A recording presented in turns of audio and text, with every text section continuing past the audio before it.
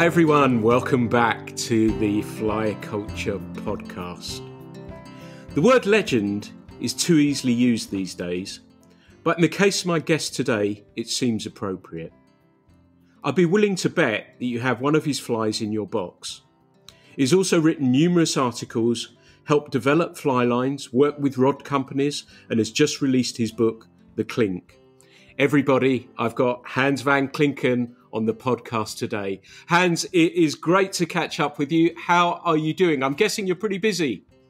Yeah, I'm extremely busy. I was busy in the army, but this is completely different. It's crazy, but it's all fun.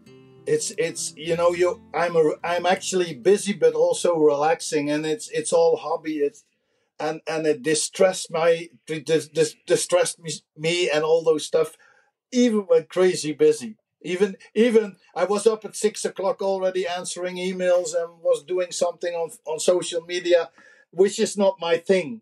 Please believe me, social media is not my thing.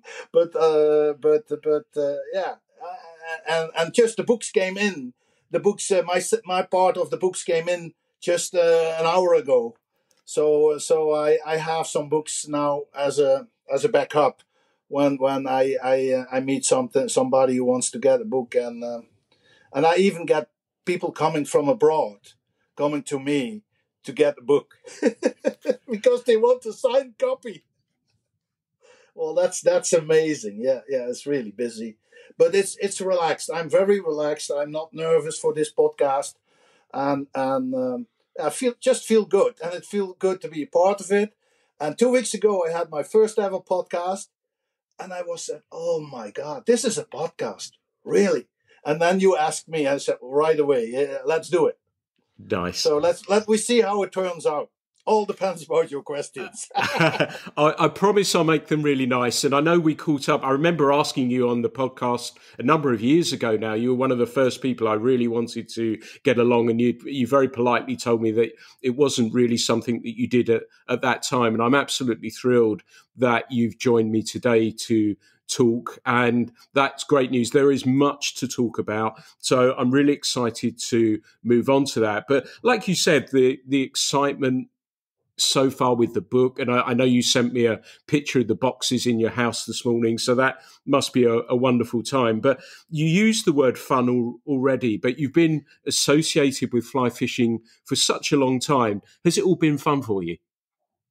Yeah, well, actually, the start of my fishing, it was quite early, but not that early, because I know even people who fished much earlier than I did. But I was 6 years old, and my father took me to a nearby river called the River Dommel in the south of the Netherlands, and that was the only time he fished with me as a child, because my dad had he was a very nice guy, and he was very close with nature, but he had one bad attitude.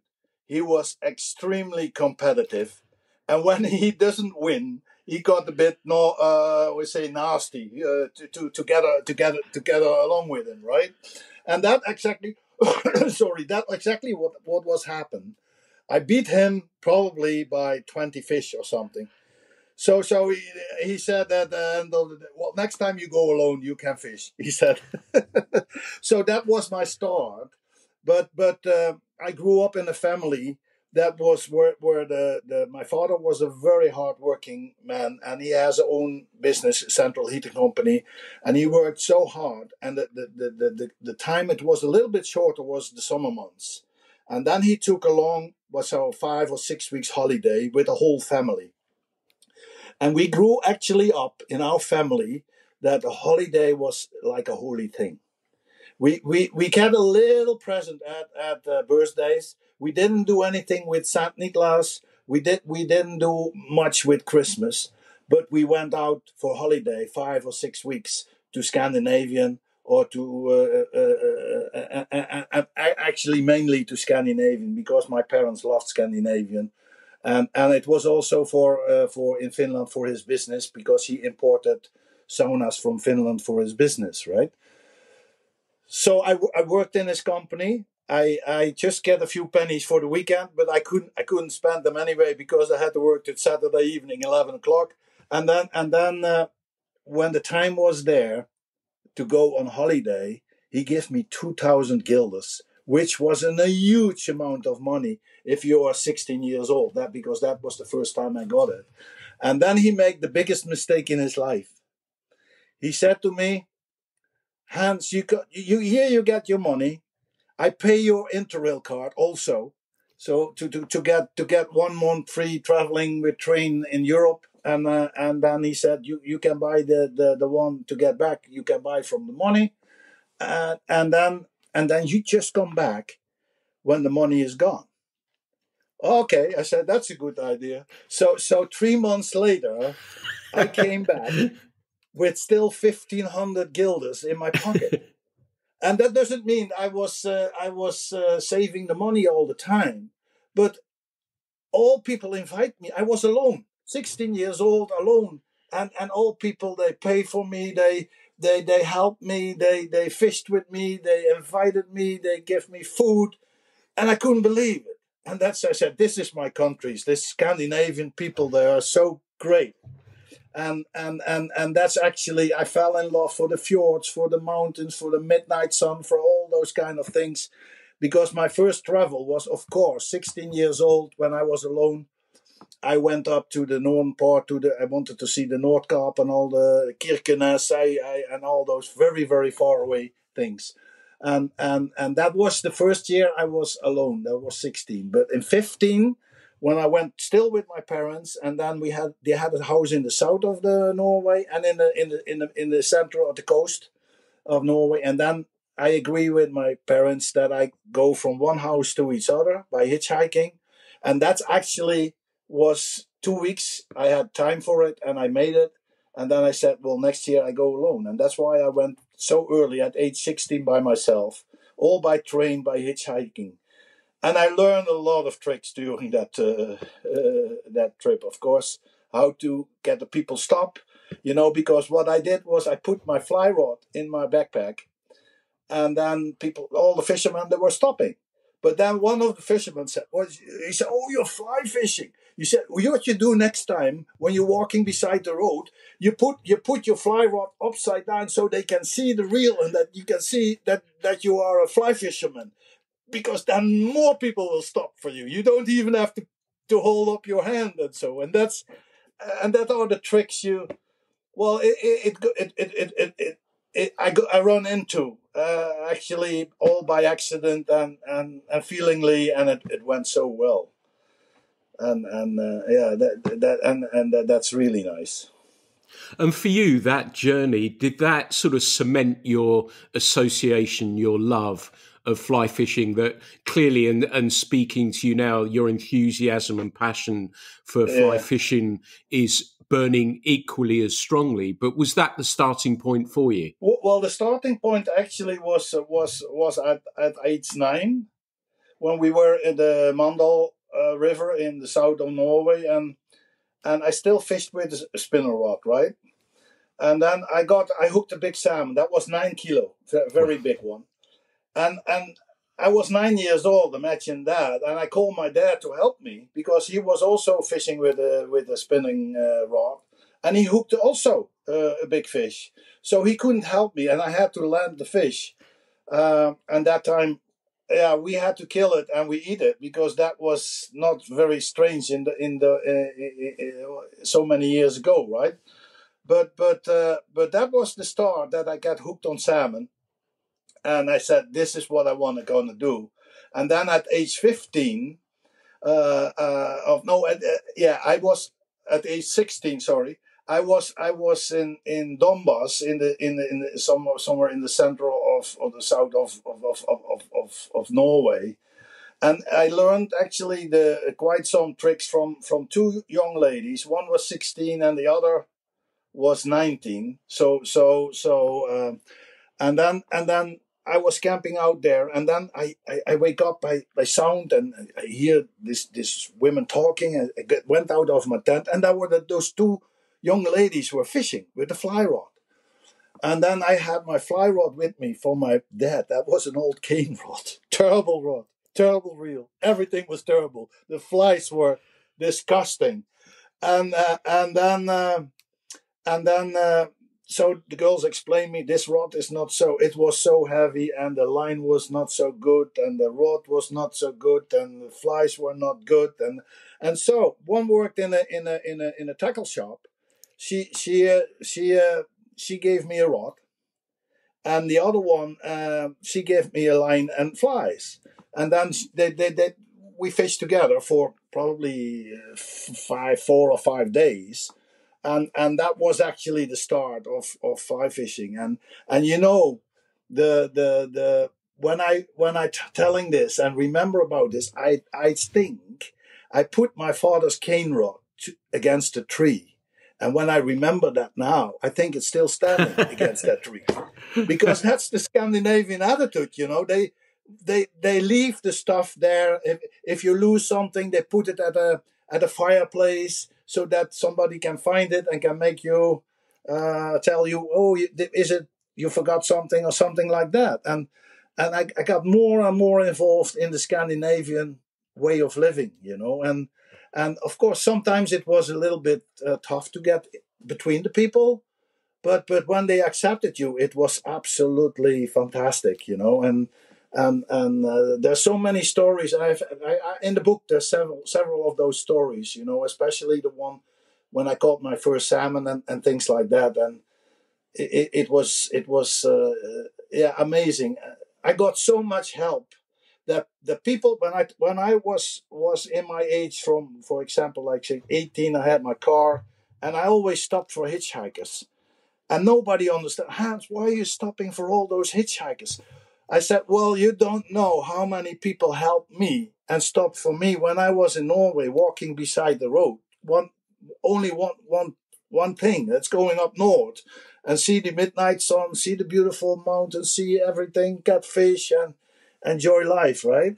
And that's what I did. It was like the flower power time in fly fishing.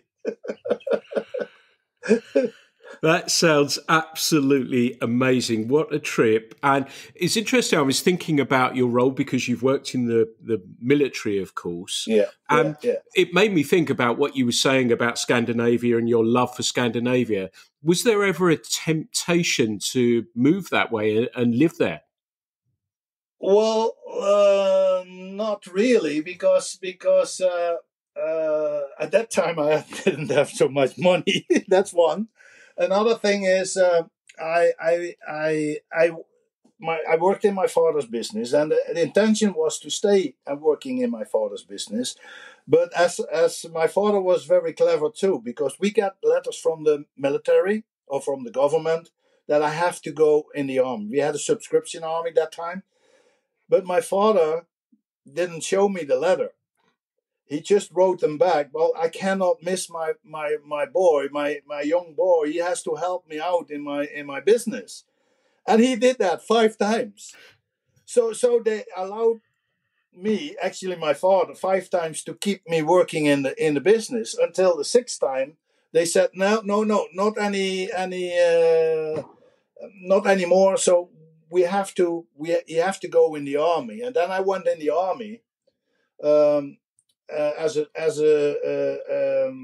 I have to choose what you want to be, when you want a soldier or you want an honor officer. I couldn't be an officer because my education was not high enough.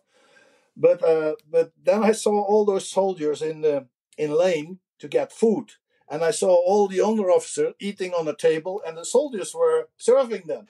I said, well, I don't want to stay in the lane all the time for my food, so I want to be an honor officer. That was the reason I wanted to be an honor officer, and no other reason was there. So then I actually didn't want to get in the I wanted to go with the Navy. So every time when you want something in the Dutch army, they just do the opposite. So they put me in the infantry, and the only lucky thing was they put me at the armed infantry. So I had a vehicle, so that was really nice, because I hate all those walking and but terrible. So then I went. this is a very nice story because we came there with 18 people, 18 young guys, in the age. I was one of the oldest because my father delayed my duty, and the youngest one was I think 18, and we were with 18 people, and they needed 18 people for Germany, for Zeedorf. That was a Dutch camp in between Hamburg and Bremen, where the Dutch, there was a lot of Dutch soldiers at that time. A lot of soldiers were there, and that's where they needed us.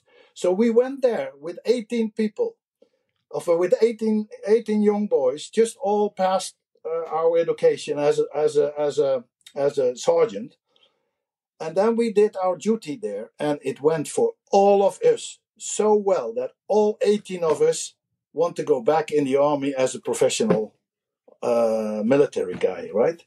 And we still, some of them we are still befriended, because that's your first time when you get involved with team building and all those stuff, and we did very well. And then when my bosses told me, because in a way I must have done very well, because they keep asking me, do you want to be a professional military? And then they offered me so much money. They said, this is what you get, and blah, blah, blah. When you go in the education, you keep that money and things like that. So, my God, I think I got a lot of money, about 2,000 German marks or something. I couldn't believe it was so much money.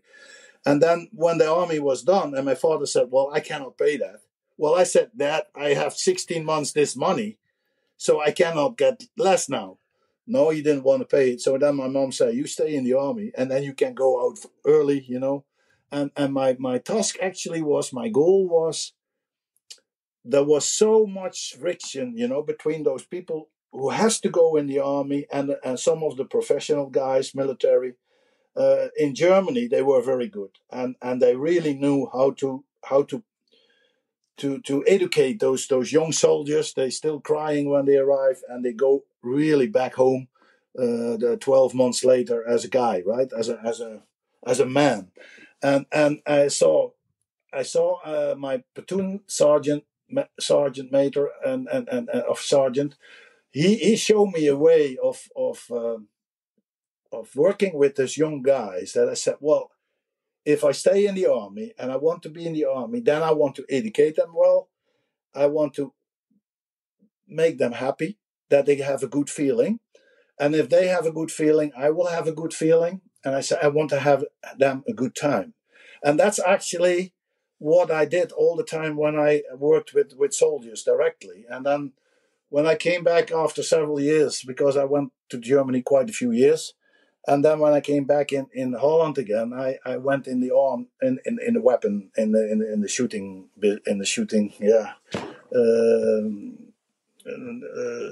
training and all those stuff, and that's where I became very, very, very good in, because I like to do the jobs nobody wanted, so I could go do my own things a little bit more as the rest, right? And so I ended up as a very long time in the shooting world in the army, and I finally ended up as a commander of the Royal Dutch Gunnery School for Heavy Weapons, right?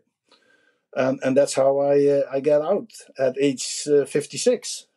So that was young, and then I started to do my trips. What was missing all those years, because I never could go on holiday, for example, in October.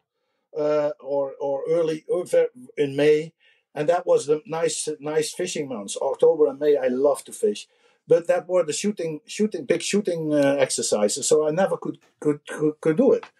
But I went in June and July for salmon fishing and grayling fishing, and I had a good time. And I worked together with my second in command all those years.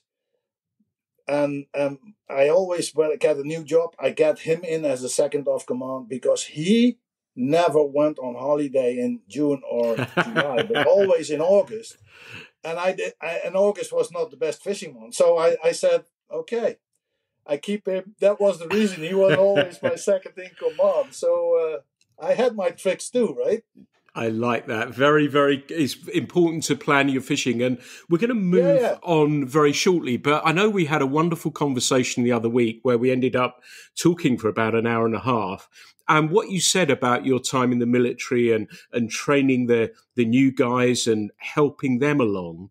Do you think there's a little bit, because you were telling me that you've been involved with bringing youngsters into fly fishing, do you think that's something that you've always enjoyed doing, helping people, mentoring people, be it in the military Yeah, service, but also in yeah. fly fishing? Do you think that was easy for you to slot into and rewarding in a different way as well? Yeah, actually, I started my first workshops in the 80s in Germany. And that was actually happened directly after I got special education of like didactics to teach. And the teaching level in the army that had many grades or gradations or how you call it, and it was very very high level. I believe me, it was very very high levels. For example, one of the reasons, if you pick up how I get into involved with other people, was when my colleagues, we had to take it tough with the soldiers. We have to train them one day and do everything. They got tired and they want to stop and blah blah. You know that, but what I did was, my colleagues, they walked beside the river and then let the soldiers walk in the river, and then they shouting like crazy and go faster, and because you can walk much faster outside the water, so all those soldiers complaining and that. But then I had to do that exercise. But what I did was, nobody knew about that. This river had sea trout. And this river was about waist deep, about this depth, and then what I did was what nobody expect, not even my bosses and everything. I jumped in the river and I said, "You all follow me, and nobody gonna pass me. I'm in front and you behind me," because the trick I had in mind was that when I walk upstream, the sea trout will be moving out of the holes, and I knew exactly where they were. And I went in the weekends. I went fishing there because that's where I was. That's how I found the holes. And then some of the guys said. Finally, I told some of the soldiers, but that was months later. So why you always jump in the river? I said, well, I want to see where I can fish in the weekend. And then some went fishing with me, and they said, oh, is this fly fish? Oh, this is nice. And I taught them fly fishing and tying flies, and that I actually took with me when we did all the exercises and we did the missions and all the stuff. And I always had a fly rod with me, like a hardy smuggler, something like that. And I had my fly tying stuff with me, and I 1000% sure this prevents me for PTSD, right? Tying a fly after terrible moments, or we really had moments, and I was in Bosnia quite a few times, and I saw terrible things. And then the first thing I went when I was in my room tying flies, and then get everything out and put it in the fly. Maybe that's why the fly is so good. I don't know. It's just a joke, but that's what I did, and I feel so comfy. And then I tried to do the same with the soldiers. They came from a mission and they were stressed. I said, what we're going to do, we're going to tie fly. Just sit there, relax with nice coffee. I'm going to teach you how to tie a fly. And then, oh, this is nice, Hans. We have to do this more. This makes me quiet again. And this is how I figure out that fly tying and fly fishing actually is one of the best medication against PTSD and people that are completely distressed and out of the world. They're living in a complete different world, and I don't know the feeling myself, but I've seen other soldiers having it, right? And that's why I did so much for healing waters and sent materials to soldiers who tying flies in Iraq, Afghanistan, and wherever. and I have good contact with those people. And I sponsored quite a few times the healing waters with materials and hooks, and in agreement with my hook sponsor, of course, and that's that kind of things. But and then when I started to do the first lectures with kids, then it was, I was completely, I said, this is what I want. I want to do the young generation. I want to get them away from their Nintendo, from their PlayStation, from their cell phones, their iPads, their whatever that take them out, because I was fishing 2 weeks ago on a Wednesday afternoon, and when we Wednesday afternoon, all our schools, the children, they are free at Wednesday afternoons. And when we were young, the whole river was full with young fishermen, and I didn't see anybody, no kids at all. I said, "What? You see, this was just 2 weeks ago." I said, "This is prime time for fishing. There's a lot of fish there. I mean, they don't need to catch them with a fly rod, but they can catch them with bread or whatever." But there was nobody, and I said, "There's something serious wrong, not only with global warming, but also with the education, with young kids and nature and wildlife, and that's why I started to do more and more lessons, especially in Scandinavia and Canada, and a lot of lessons in Bosnia. If you probably seen on my website all those classes I did with these kids in Canada and Bosnia. Bosnia, it was close to my heart because those were so poor, those kids, and they didn't have anything. And I got 16 sponsors to sponsor my event with. I think I had about 89 kids, and then over a period of 2 days, and we let them tie all the fly. They get all a T-shirt, and somebody arranged all the vices. There was a bus company who sponsored the trip from Sarajevo to our river place in the south of Bosnia, and I went to a class on a school. A friend of mine arranged that we could do a class with the kids. Now the kids wanted to do it because they don't get any lessons, And I remember I still remember this, if it happened yesterday. You might imagine this is like a school, and you come into the school. There's a big hall. On the big hall is a big table, and it's all filled up with ammunition, parts, and everything. And that's the first place where the kids were taught. This is, you have to leave, you have to think that, because it was so many years of war there, and it's so dangerous, And then I said, what the hell? This is in a school, and what you see is all ammunition, and hand grenades and mortars and everything was there, and big ones too, like from tanks and everything.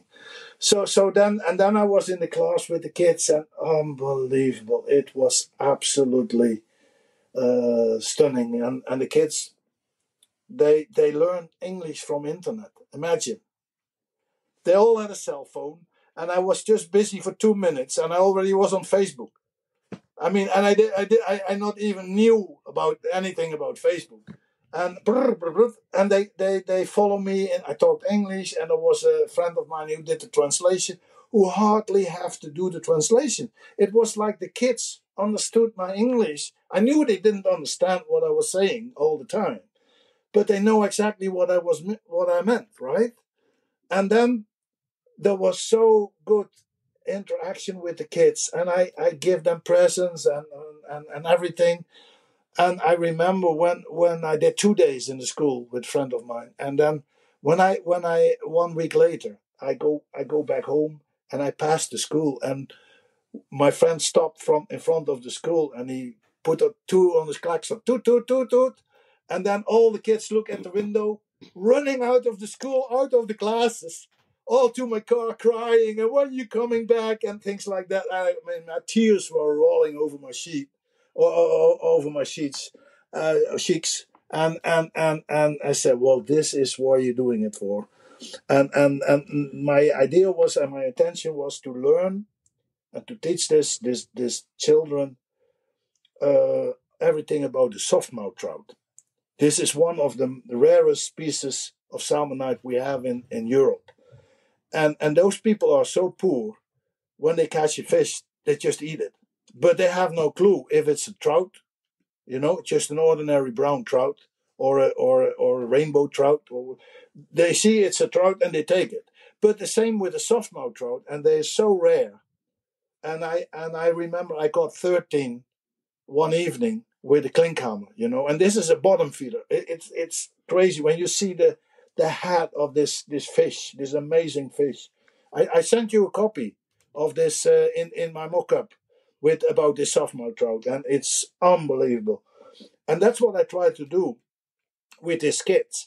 I said to them, you see, I went to the river with them, and we did some fly fishing, and we did casting and all kinds of stuff.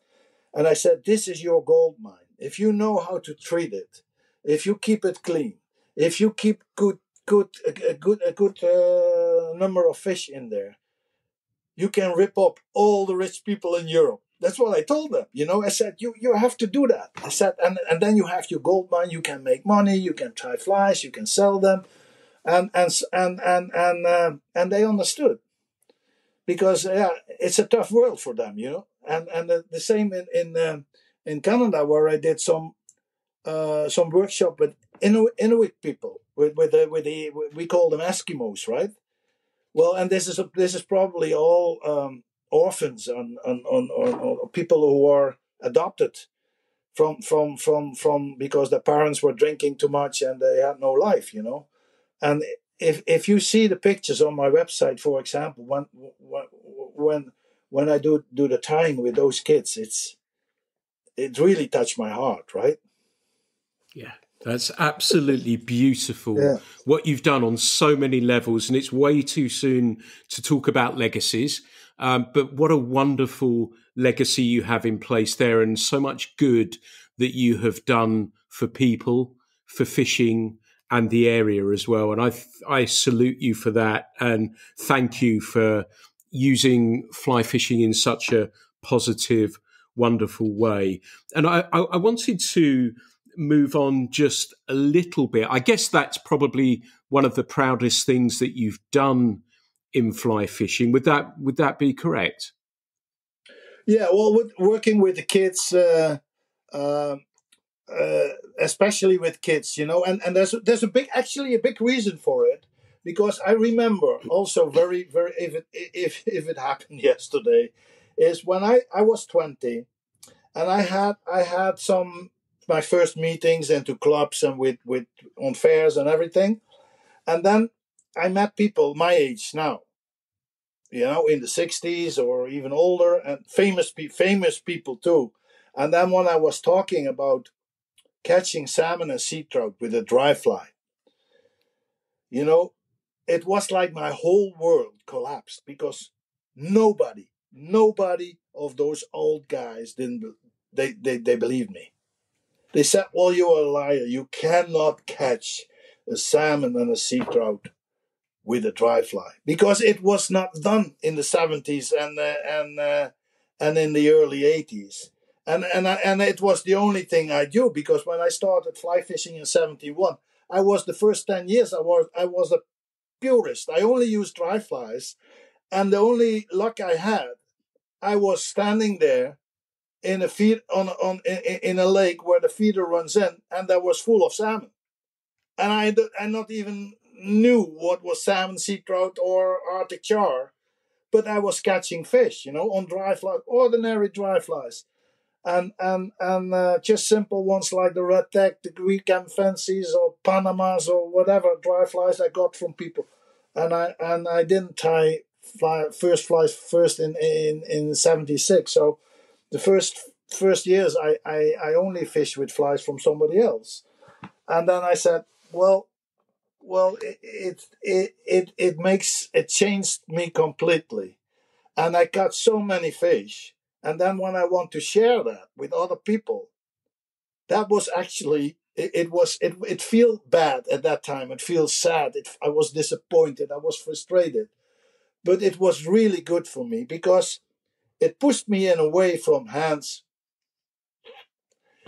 and then you go your own way. Just don't listen to all those people who don't believe you. Just go your own way, and that's what I exactly did in a very early stage. And I'm talking about the late 70s and the early 1980s, and I went completely my way. And we didn't have any books because I came from the south of the Netherlands, and there were no fly fishing shops. There was one guy in Eindhoven who has a tiny little part of his shop where he sold some fly tying stuff, and I was his best customer, you know. And when he stopped, when I was 20, when he stopped, he gave almost everything to me.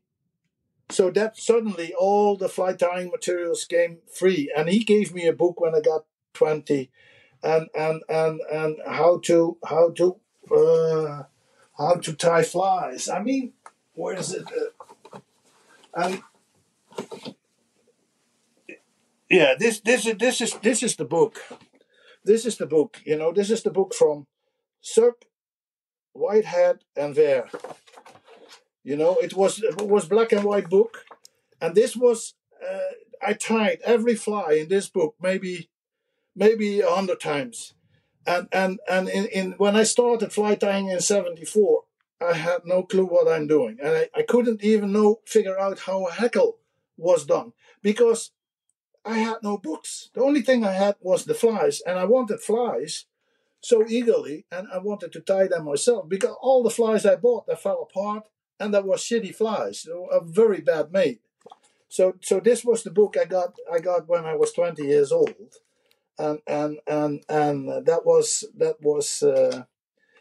that was quite helpful for me. And then when the guy stopped fishing, I got the book from another book. This was my Bible. You probably know that one. Yeah, absolutely. I know that book. Yeah. Yeah, that's from Eric Leiser, and that was actually my Bible. And although there was hardly any nice pictures in it, but very good drawings. And this is also a part of the development of the Klinkhammer, because this is give me the idea of a parachute, how to tie a parachute hackle. And you know, there's so many things that must fit together. If I never went to Germany, the Klinkhammer never was invented because I had my busy army job. I got my 10 days and my 14 days and my 3 weeks day off because we worked 24/7 for 3 weeks in a row, then a couple of days off, and so I don't want to get money for all the extra work, but I wanted to have time. So I got spent my time in Scandinavia, and that was happened, right? And I was just lucky that I did all things by myself and figure out things and saw things, and I was so good with observation because that was in the army what I did also, right?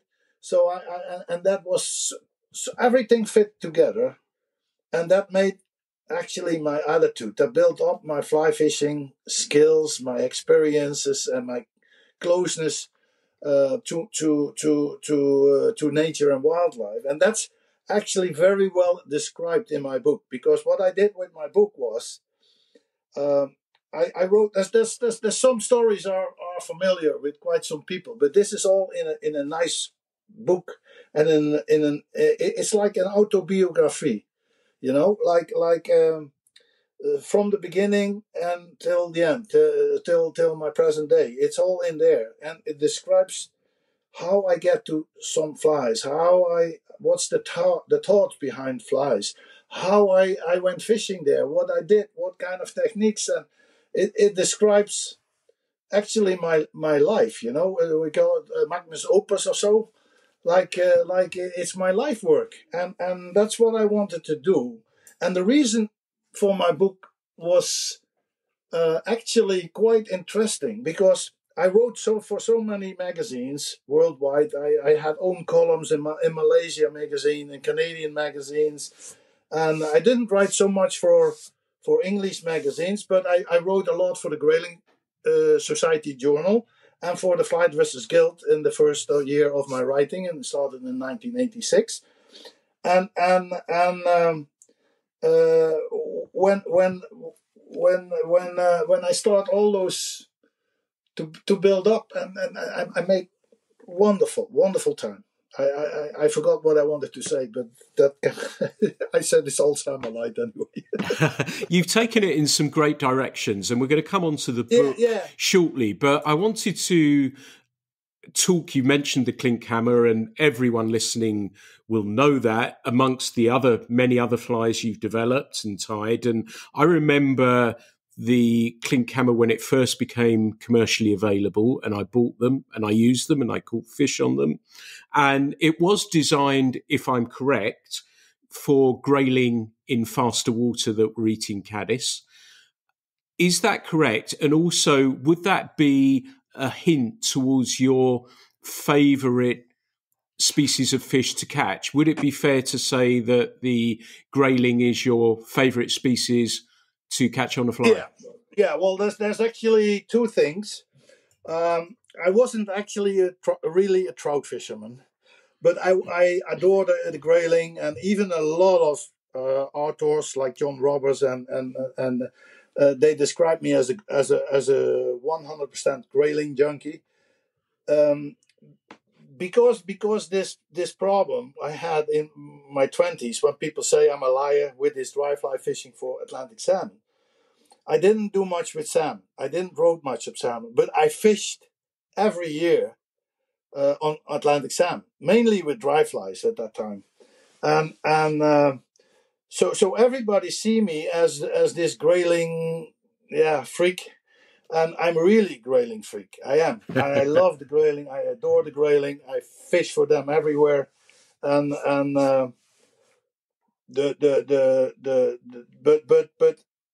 in a parallel world, I did actually exactly the same for Atlantic salmon. But that was a world what actually was more hidden, because nobody believed that I was doing that with dry flies. So the grayling taught me, actually, Hans, I show you this, now you have to design a different fly. Because I was fishing with this shoulder hackle and collared hackle flies a lot. But because that's, that was the flies I tied in the early, in the late 70s and early 80s. And then when I was fishing, I saw how grayling.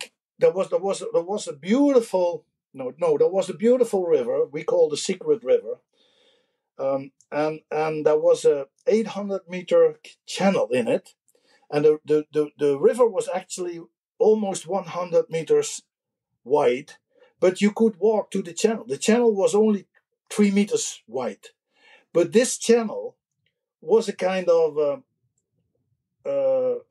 like a migration path or a migration way for spawning grayling coming from the Glomma River and went up to smaller rivers far high up to 80, 90 kilometers away from the Glomma, where the spawning grounds were. And so I discovered this channel. And then when you stand there and you only can cast 2 or 3 meters, and see how grayling coming up and push your fly away or sideways, I said there's something wrong with the fly. This grayling coming up, and I can't hook them because they don't grab the fly properly. And what they actually did was that they pushing away, and Oliver Ed was explaining me what actually happened, because his upper lips, and then he turned, upside down, and it wanted to grab the fly and push actually the fly away. And Oliver explained even in his stories, in his lectures, and maybe even in his book, that he was practicing that same behavior in his bathtub. Yeah, I said, now I know where all the English people have a bathtub, right? Because they love a bathtub. In our country, it's not so very popular, but in England, every house has a bathtub, right? So you can do a lot of practicing with flies. But and that was one moment. And then, so I said, well, I had a mistake made with my Reckelhana on my own copies. I all described it in the book. And so when the fly go, I don't know. Maybe I created that expression. I told John Roberts. I said, "Mate, I hear this expression from you," but John said, "Well, it's not from me, but I call it flat wing, drifting flat wing, and that's actually when the fly drift sideways with the hook in the same level as the water. So it's not, the hook is not down, but it's laying flat on the water, and you cannot hook the fish. So that was another problem. Then I saw this grayling coming up and didn't take the fly because they came up too speedy. And they pushed away the fly. And Oliver described that very well in his book. And I took it actually that strategy I took from him, and because he proved it was right. And that was the thing. And then I got a year later, I caught this grayling, and with all those big hatching caddis larvae inside, and they all were curved. They were huge. So I was looking for a hook, and the only hook I had was the Yorkshire sedge hook at that time. It was with an up hook, with an up eye, and that was exactly as the same size as the larva. So, and then I said, okay, now I have this size of the insect. Now I have this big hook. Now I wanted to make a parachute, and the parachute was easy. I already fished with parachute after I learned that, because the grayling don't push away the flies so much with parachute flies, but with the Klinkhammer is hanging deeper. It's even impossible to put them away. And Oliver told me, Hans, sometimes I only hook 3 out of 10 rises. And since I used the Klinkhammer, I went up to 8, 10, hooking 8 to 10 fish every out of I hooked 8 or sometimes even 10 out of 10 rises, and yeah, he was. We were very close. Oliver, John Roberts, Malcolm Greenhalgh, and we had a good team in the 80s. Mike, me, quite a few English people. They were very kind to me in those years, and when they saw me fishing with the Klinkhammer, they couldn't believe what they saw, and then they started to write about it, and the story spread it faster than a wildfire. It was not me promoting the Klinkhammer, but it was all Malcolm Greenhalgh, John Roberts, Oliver Edwards, Mike Me, a lot of people from the Grayling Society who really praise my fly like crazy. So I didn't have to do anything. So that was quite a big benefit, and because of that, I also got involved in America in the fly tying world, because everybody wanted to know about the Klinkhammer. It was new, the tying technique was new, and that's why I wanted to go there and talk with those people like Lee Wolf and all Al Worthington and Dick Lemmerman and all those guys who were really crazy about fly fishing with dry flies for Atlantic salmon. And then they said to me, Hans, we do nothing else as fishing dry flies for Atlantic salmon. And I said, well, I found my world now, And then I went to Atlantic Canada, Maine, and all this whole east coast of North America, where Atlantic salmon went up the rivers, but it's different. It's like you're fishing for trout, but you catch a salmon, because that's it's completely different. Somebody who said, well, dry fly fishing for salmon that's not my thing. They missed something. It's like I said, well, seeing a breaching whale or seeing a whale next to your boat, that's something you have to see. You cannot tell about it when you didn't see it. When people never saw it, they have no idea what you're talking about. Like when they're coming up, and the power of the pressure of the air that coming out, and all those smell and everything. And we've seen that thousands and thousands and thousands of times, and that's why I wanted, because actually the publisher wanted to get my last chapter out, but I think personally that my last chapter of the book is written the best, uh, um, and that's about dry fly fishing for Atlantic salmon, and that explains why I went into dry fly fishing for salmon. But and everybody who lives in an area where you can catch salmon with dry flies will understand it right away, and that's it's a very different chapter. What a lot of people said, what the hell is he talking about? What the crazy fly? That's impossible. That's the first thing that they say. That this can't be true, you know, and but it's all true, because the idea for the book was my diaries, and there's a whole strategy behind my book with diaries. And that I explained that also in the book, how I came to my diaries, and that my book is actually from my diaries. So that's how everything went. And the story goes ups and down, but that doesn't matter anyway.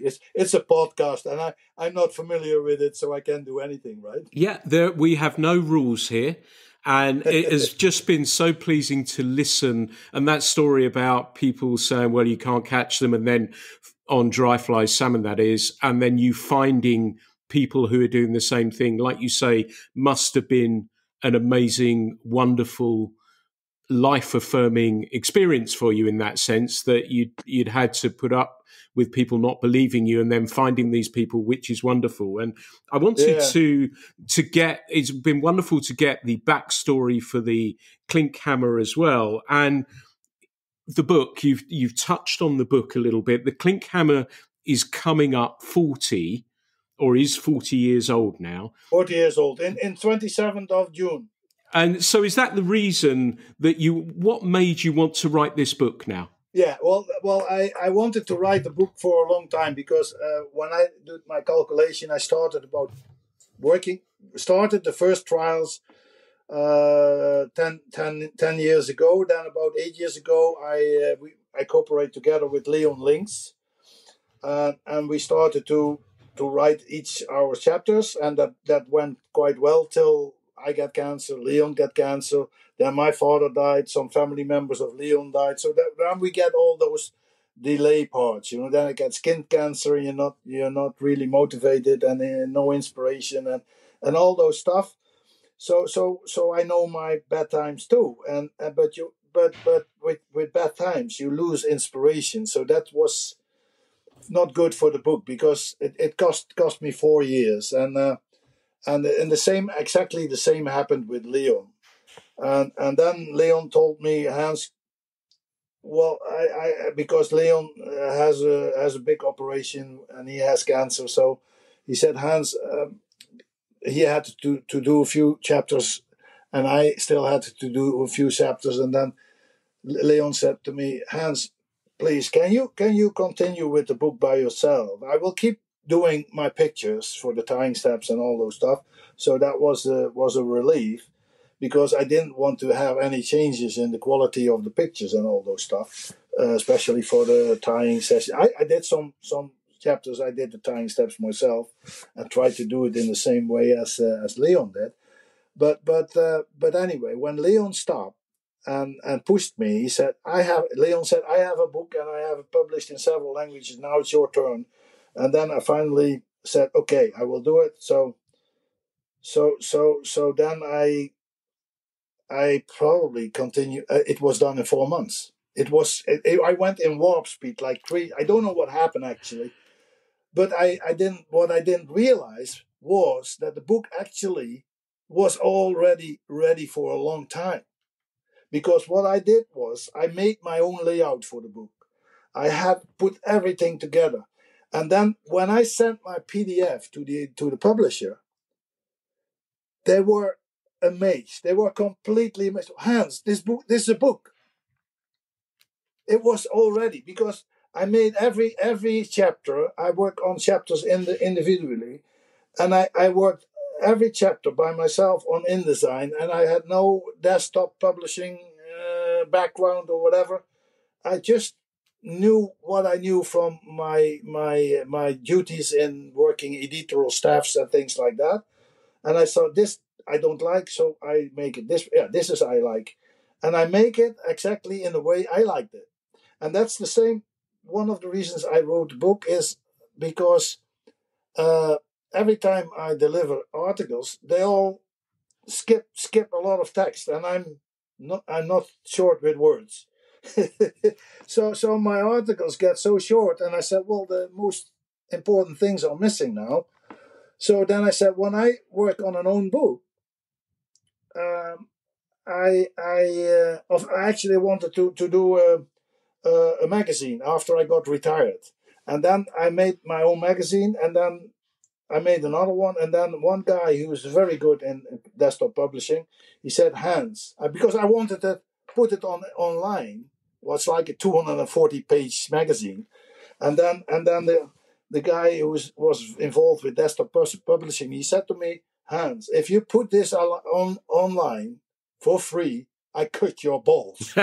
Because then you absolutely then the most stupid guy in the world, because this is all your work and you cannot put that online for free.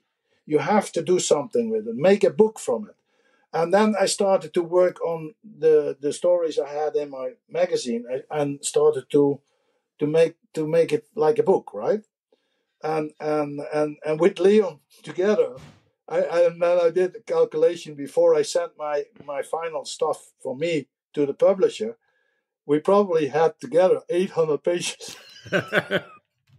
So nobody ever would buy that book anyway. And then, but it was our chapters, and you could make it as short and as big as you wanted. And then came, of course, when I said, well, then the publisher came and said, well, Hans, this is absolutely great. We want to do business with you because we trust you and we feel good with you. And then I had the same feeling, and then we started to go for the book. And then the first thing they said to me, Hans, please, can you reduce it 100 pages? So, well, and then everybody would think, they were absolutely thinking, this would took me weeks. I did it in one evening. Took off 100 pages, because what I did was, I didn't cut text. I didn't shorten any text. I just cut chapters. Because I worked all these years on a book in separate chapters. So you easily could take off a chapter. And for example, I had written a beautiful chapter about the red tag with a lot of information in it. It's never ever seen in any book before. And a lot, I had probably on the red tag, I had 3 years investigation with magazines like Fishing Gazette, you probably know, very old. And all the stories were written in there from Walbron and all those people from the past. And I had all doing research in that. And so I said, but there was 25 pages. Okay, red tag is not my fly, poop out. It was just a decision in few seconds. And then I had a few flies from Leon. Okay, we take this out. I took, so finally I had my parachute. I had a parachute chapter with really, really, really good parachute flies in, because they're very, very valuable and really sometimes as good as the Klinkhammer. And I have 5 or 6 patterns in there. So I took out 3 patterns, so only 3 left or something. And I had written about the Dutch Panama, and I was ended with French Panama. So I took off the French Panama, because the French Panama was not my fly. So it was so easy, and I was actually done. I think in 4 hours I was done with reducing 100 pages. And the editor couldn't believe I did that. I cannot make a article, for example, I write, I cannot shorten it, because what I want to say in the article is all essential for me. But so I have to leave that to editors to shorten it, right? The good thing is I have a very good editor in Germany who can shorten it, and when it's done in another language, is quite easy, right? Yeah. So that's one of the reasons. Well, there are several reasons for the book, and they all come together, and finally they come together in a perfect harmony. And the original plan was to publish the book in September, but everything went so fast, and the cooperation with my publisher, with Merlin Unwin, was so good. I work with four ladies all the time, and we had many Zoom conferences, and imagine for example, when I wouldn't have inspiration, I had all the inspiration when I start to work on the book, because when the publisher said it's on my desk now, we want it, all stress was gone at once. But then imagine you have a Zoom conference, and then you open your Zoom, and there are four ladies sitting there in front of that camera, and they all had a big smile and started to smile at you. Well, that gives me even more inspiration, right? So the team is really perfect, and and now I understand why Barry Old Clark also worked from. You get the regards from him, because I was talking with him before our podcast. Fantastic. Well, send him my regards back. I'll drop him a line anyway. But I wanted to, as an editor as well, your editing skills are magnificent. So I congratulate you on that and how you managed to do it so quickly. It's extraordinary. And for listeners, we've got a good sense of it, but how would you sum up your book for listeners? As I said, we've got an idea of how it is put together from your diaries. There are a bunch of patterns in there. There's so much information. I've been very, very lucky to see an online version of it, but I would love it if you could tell listeners an outline of what the book is about. Yeah, well, it's not a book about secret, and it's a book completely about secret. It's like that, right? Because there was I never was able to tell all the secrets about the Klinkhammer, because nobody allowed me to write a long story. A few magazines I wrote for the last couple of years, they publish long stories because that's what I like, right? So I was able to tell a little bit more in them, but in the book, I think the Klinkhammer chapter is 63 pages. Well, that's a chapter. There's very short chapters in it, but in the Klinkhammer, I wanted to share with the world all my secrets.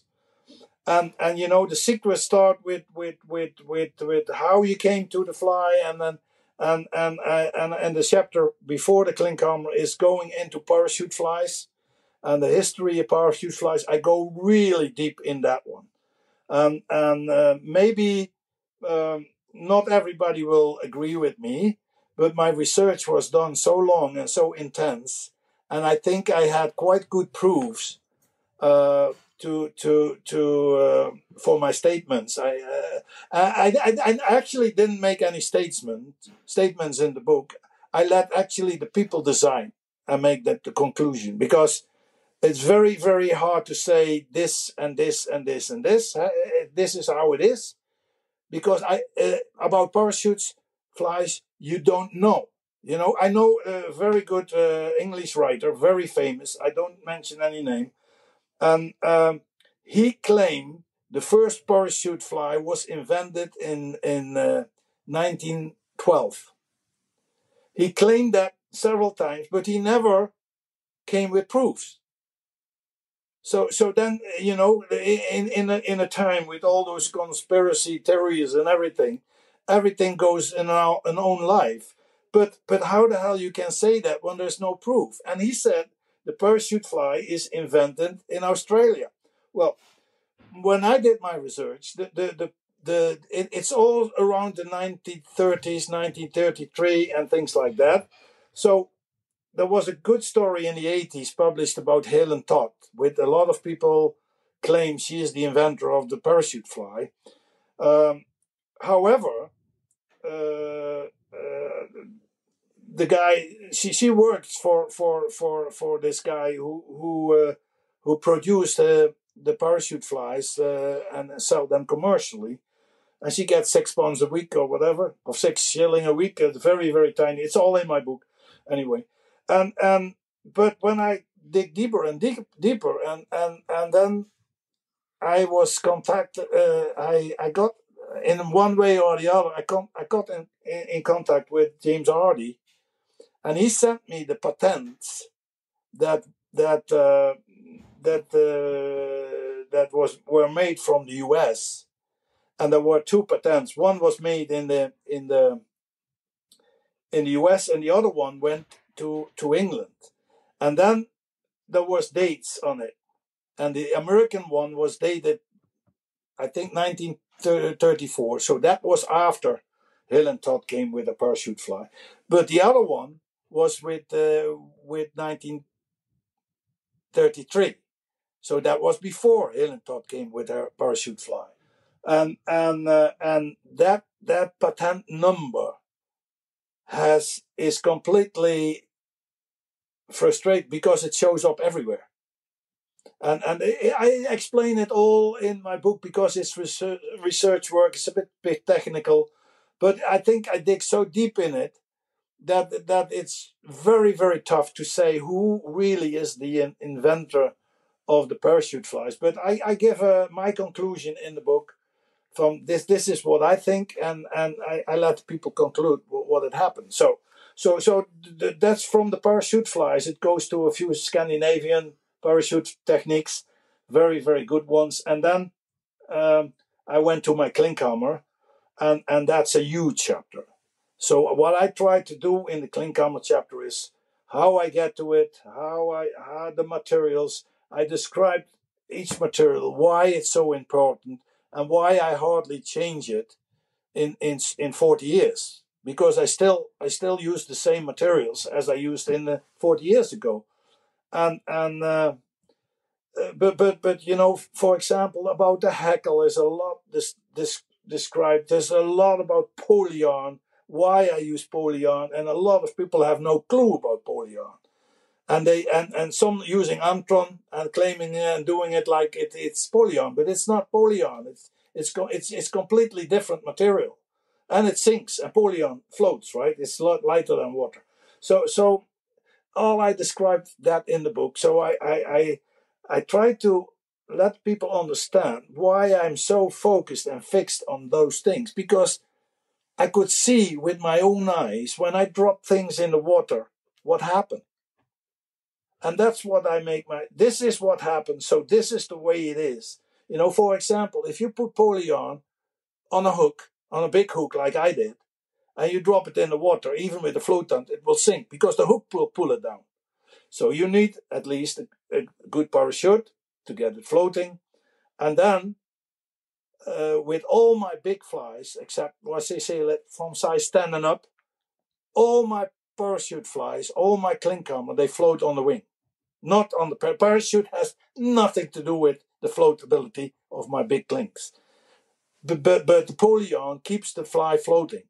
And the big ones, you know, with 5, 6, 7, or maybe some 8 strands of polyyarn, which I use for catching paku and in Malaysia, you know, this is fish from 18 till 20 kilos, which I caught with the Klinkhammer, or a catfish in South Africa, or in Malaysia. I learned a lot about this big fish on this big Klinkhammer, like sultan fish, and then Subaru, that's a jungle perch or something like that. And they are huge. I mean, and they go for it. And then you don't know. If you don't hold the rod, you lost your rod, because those paku is so strong. They pull the rod out of your hands, and you cannot play the drag too soft, because they go in the branches. They go straight in the branches. So it's actually like fishing sometimes, depending on the water, like fishing for baby tarpon in the mangroves. Wow! If you put your drag open, you lost everything. So and that's the same with paku. So if you have set that everything, and then you got a hook of paku, you have no idea what happened. I mean, I was fishing one evening, and there was 3 European guys fishing with me, and they all lost a rod. And I and reel. And I said, well, hold your rod, hold your rod, hold your rod. But that's the first thing. When you hook one, they pull so strong, they pull the rod out of your hand, but they still lost the rod. We found them back later on, but anyway, we're dragging the bottom. But it was sad, right? That's a wonderful story. Yeah. So that's all about this chapter, and it goes from actually from A to Z with the Klinkhammer, and I also explain why so many catch so many fish with the Klinkhammer and why I catch the big ones. You know, because I'm fishing for big ones. I don't want to catch all these small fish, because, but that's also because I use big hooks. So I don't want to get the eye out of the eye coming and all those stuff. But what the biggest mistake with Klinkhammer fishing is that people started with a size 16 in a river where nobody fish. Well, that's the biggest mistake you can do. Because, you know, what happened is small fish are faster than the big ones. So all the small fish keep coming to your fly. I mean, I've seen people fishing in Norway and they caught 30, 40 fish each, standing in one pool. I went maybe 2 kilometers further, passing the bite, until I saw no prints. And I fished with a size 6 hook, and they fished with a size 16. And they were so happy getting 30, 40 fish, because that was not in our country. They couldn't do that anymore. And so when I came back, I said, Hans, you got a, well, I got a few, but all my fish were over 50. And that's the difference. You when you use starting like a size 16 or 14, you don't know what happened when you have used start fishing with a size 8 or 6 or 4 or 1. and that's what I did. And I was lucky because Alan Bramley was a very, very good friend of mine. And Alan was so kind.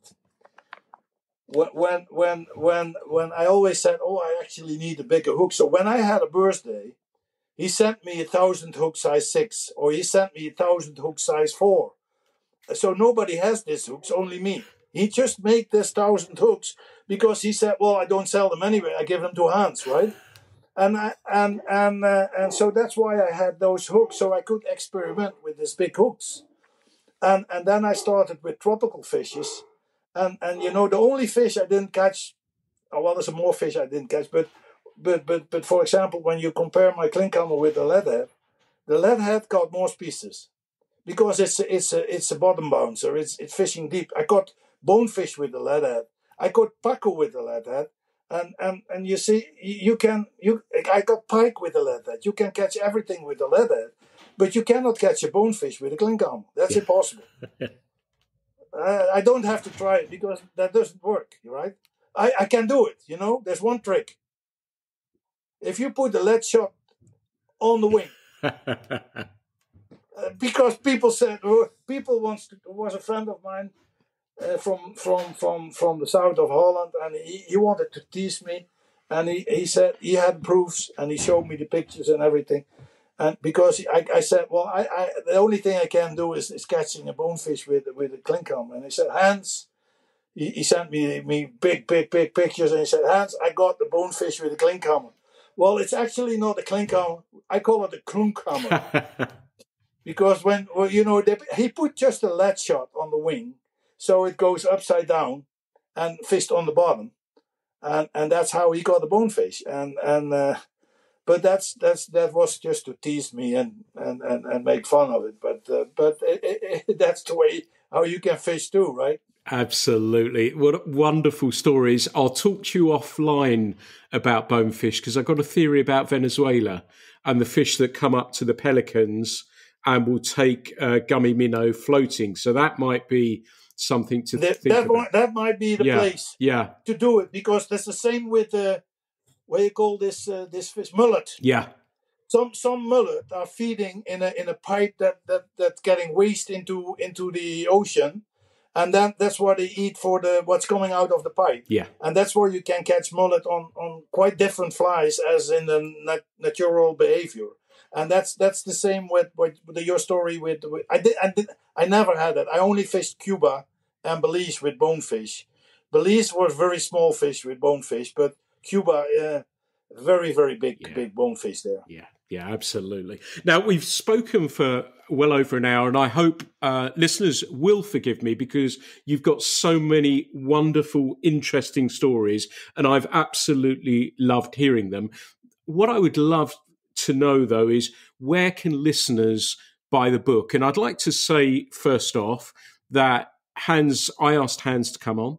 There's no money changed hands for him to be on here. I think this is a real important book. I've seen it. It's a groundbreaking book. Any serious fly angler should be buying this. They should be reading this, and particularly if they're tying as well, you will get a wonderful look inside not just the patterns, but Hans's mind when it comes to the process of designing and tying these flies, plus a whole lot more. Hans, where can people buy a copy of your book? Well, we made quite few decisions for the publisher. I mean, the book is printed in the UK, so they didn't want to take the risk in China and whatever with all the trouble going on there in the Red Sea and all those areas. So it's printed in England, and it's the cheapest in England. So for the English people are the most lucky ones because it's only just £50.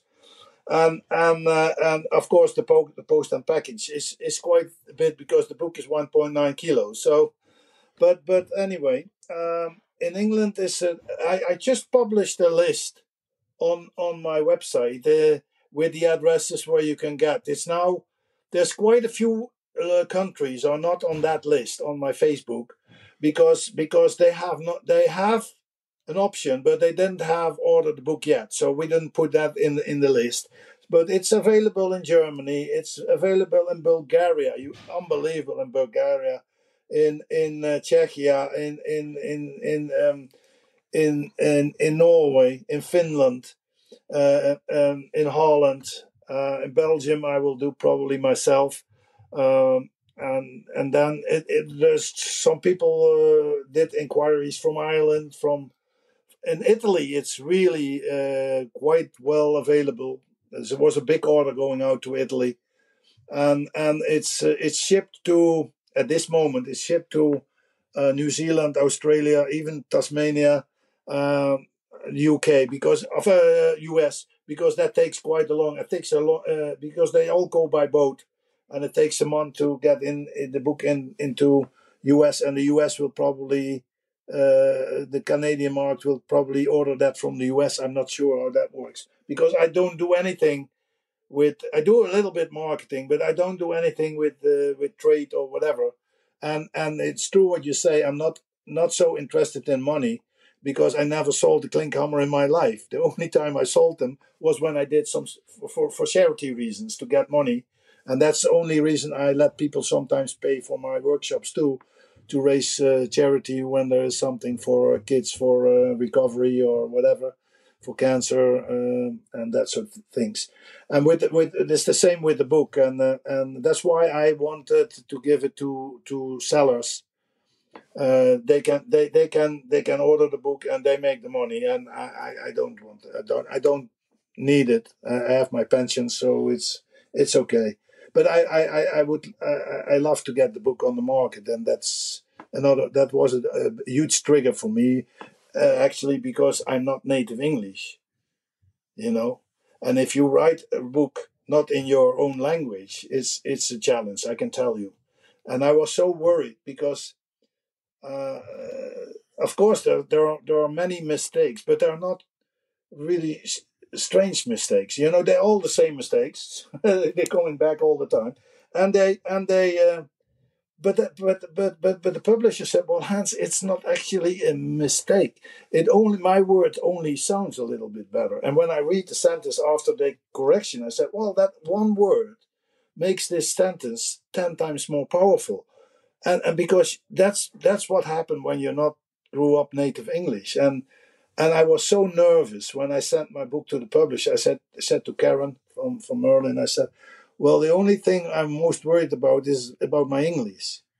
and she really did a really good job without hardly change anything. Yeah, of course she changed, but not so much, and I was so proud about that. And also because of the layout, they keep almost the same as I did it myself. So that makes me really proud, because it's not my education, and my English improved a lot with the book, of course. And also this talks helps a lot. Yeah, it's as an editor, and I've seen articles that you've sent to me since we've been talking, that it is excellent. So for listeners, if you're in the UK, look at Merlin Unwin. You should be able to find the book there. Also, we have listeners from around the world. Find Hans van Klinken on Facebook, and you'll be able to find out where the book is available there. And like I say, I've got no connection other than I think it's a significant book for fly fishing, and I really hope that you'll consider supporting what Hans has done. And this chat for me, Hans, although you are so well known for your fishing, what it's done is given people a look inside you as a person as well. And I think this has shown us what a wonderful person you are on so many levels as well. And I'd also like to personally thank you, and probably thank from Fly Anglers what you've done for fly fishing as well, the significant developments that you've had, the fly patterns that we know and love and use so much. So I would love to say a huge thank you, Hans, for talking with me today on this podcast. It's been an honor to catch up with you again, to speak with you, to let listeners, and we've let this podcast run over a little bit because you've so much to tell us, and every little second has been fantastic to listen to. And as an editor, I won't be editing any of this. This will go exactly as we have spoken. So I would love to say, keep well. I hope you're fit and well. I want to thank you for everything you've done and wish you every success with the book that it so richly deserves. So thank you so much for talking with me today, Hans. Yeah, you're welcome.